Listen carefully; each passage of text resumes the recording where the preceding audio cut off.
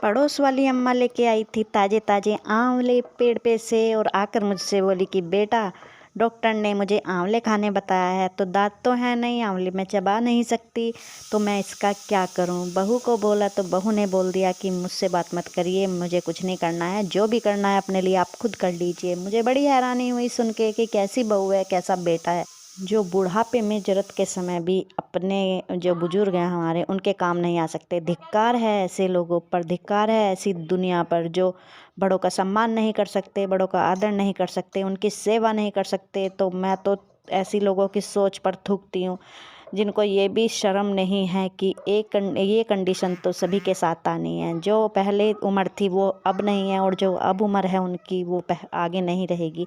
लेकिन कोई नहीं समझता है, सब ये सोचते हैं कि ये जवानी है, उम्र भर रहनी है, हम तो ऐसे के ऐसे ही रहने हैं। पता नहीं भगवान से डरना छोड़ दिया है क्या लोगों ने। चलो खैर जो भी है, मुझे तो बहुत बुरा लगा, पर मैंने सोचा अम्मा के सामने जाते बातें ना करते हुए मैंने जो है आमलों को उबालना शुरू कर दिया। मैंने सोचा उबालूंगी तो बाद में पहले इनको धोकर साफ़ कर लेती हूँ, क्योंकि उबालना तो ज़रूरी है। क्योंकि जो अम्मा हैं उनके दांत थोड़े कमज़ोर हो गए हैं, कुछ दांत अभी नहीं हैं, कुछ हैं, तो इसलिए इनको वो ऐसे नहीं खा सकती हैं। तो मैंने कहा अम्मा जी सुनिए, मैं इनका बहुत बढ़िया सा इनका कार्यक्रम बना देती हूँ।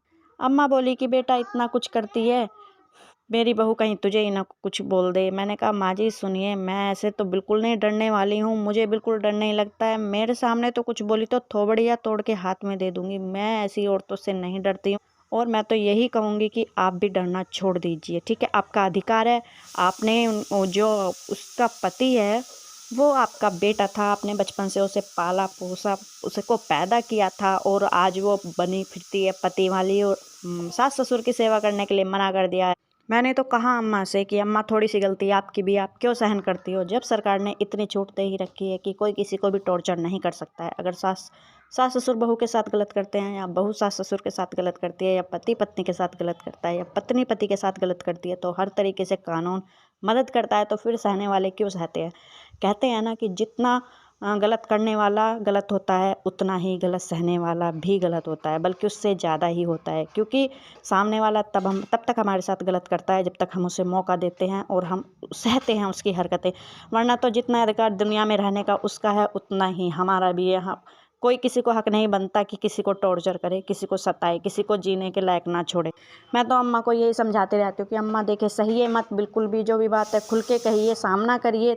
अपने आपका अधिकार है अपनी सेवा करवाना, सेवा भी नहीं करे तो कम से कम बदतमीजी भी ना करें। तो खैर मैंने ये सब समझाते हुए अम्मा जी के आंवले जो हैं वो धो के अच्छे से साफ़ कर दिए। अब मैंने कुकर में डाल के इनमें उबाल लगा दूंगी, फिर इनका सूप बना